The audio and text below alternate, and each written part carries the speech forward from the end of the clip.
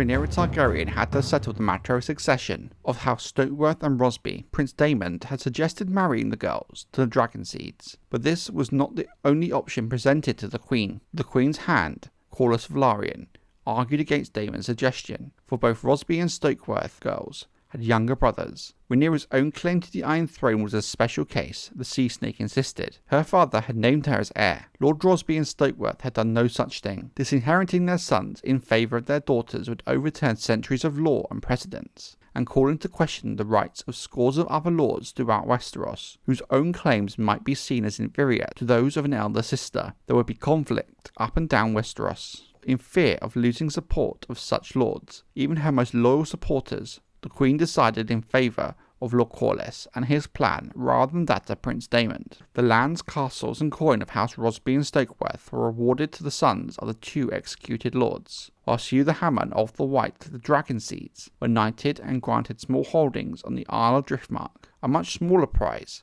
but still a substantial reward for those coming from such humble backgrounds. The Queen's full mushroom tells us the Hammer celebrated by beating one of the Queen's household knights to death in a brothel on the Street of Silk when the two men quarrelled over the maidenhood of a young girl, whilst White rode drunkenly through the alleys of Flea Bottom, clad in naught but golden spurs. These are the kinds of tales that Mushroom loves to tell. But beyond a doubt, the people of King's Landing soon grew to despise both of the Queen's new made knights. Even less loved, if that was possible, was the man Rhaenyra had chosen as her Lord Treasurer and Master of Coin, her longtime supporter, Bartimus Celtigar, Lord of Claw Isle. Lord Celtigar seemed well suited for the office. Staunch and unwavering in his support of the Queen, he was unrelenting, incorruptible, and ingenious. All agreed Rhaenyra had dire need of such a man, for she found herself desperately in need of coin. Though the crown had been flushed with gold upon the passing King Viserys, Aegon had seized the treasury along with the crown, and his master of coin, Tywin Lannister, had shipped off 3/4 of the late king's wealth for safekeeping. King Aegon had spent every penny of the portion kept in King's Landing, leaving only empty vaults for his half-sister when she took the city.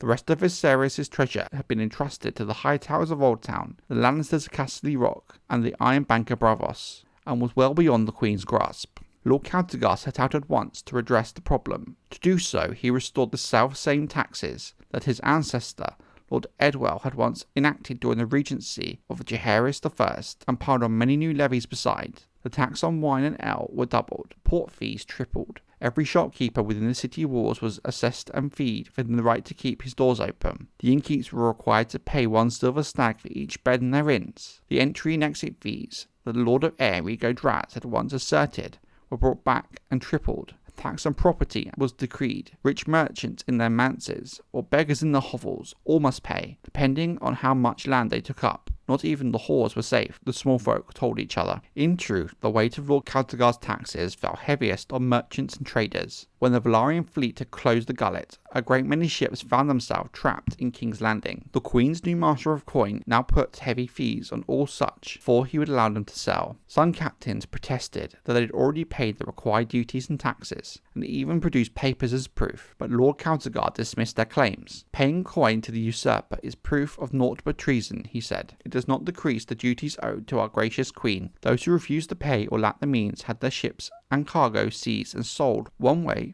or another, the Queen would have her coin. Even executions became a source of coin. Henceforth, Celtigar decreed traitors, rebels and murderers would be beheaded within the dragon pit, and their corpses fed to the Queen's dragons. All were welcome to bear witness to the fate that awaited evil men, but must each pay 3 pennies at the gate to be admitted. Thus did Queen Rhaenyra replenish her coffers at grievous cost. Neither Aegon nor his brother Aemon had ever been much loved by the people of the city, and many of the King's Landers had welcomed the Queen's return. But love and hate are two faces of the same coin. As fresh heads begin appearing daily upon the spikes above the city gates, accompanied by ever more taxes, the coin turned. The girl that had once been cheered as the realm's delight had grown into a grasping and vindictive woman, men said. A queen as cruel as any king before her. Some named her King Maegor with breasts, and for 100 years thereafter, Maegor's teats was a common curse among King's Landers. With the city, castle and throne in her possession, defended by no fewer than 6 dragons, Rhaenyra felt secure enough to send for her sons.